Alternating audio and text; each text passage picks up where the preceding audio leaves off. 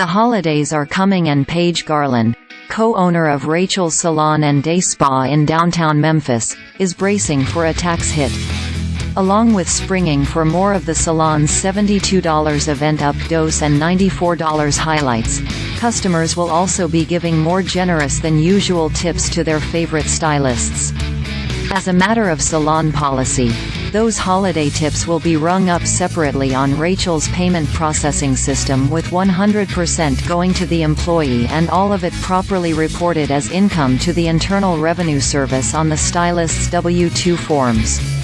The problem for Garland is this: for every $100 in tips an employee collects, Rachel's owes the IRS $7.65 as the employer's share of Social Security and Medicare payroll taxes, even though not a penny of that $100 tip goes to the salon, and even though underreporting of tips is widespread in the industry.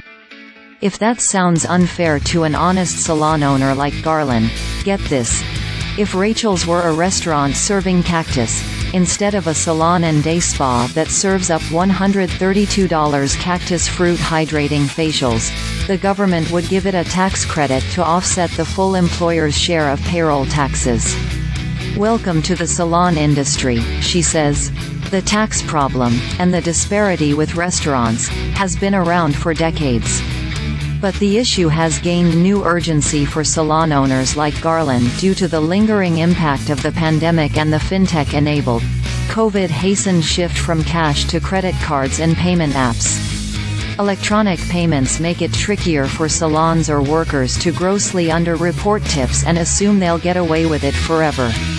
Some salons that don't want to get stuck with the tax bill treat all those cutting hair, doing nails, or giving facials as 1099 independent contractors for tax purposes, even if legally they probably don't qualify as such.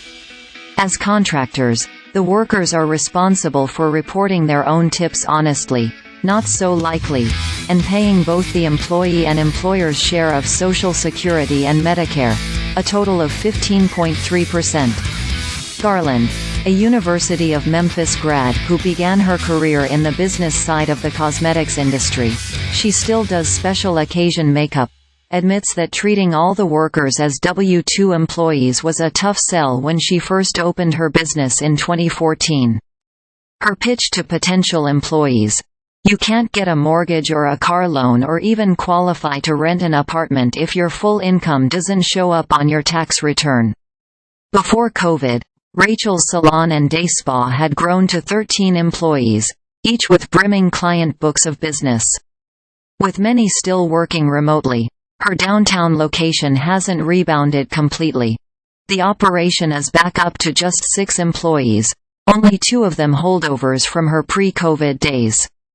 Customers no longer carry cash, she notes, and sometimes want to tip workers via payment app Venmo.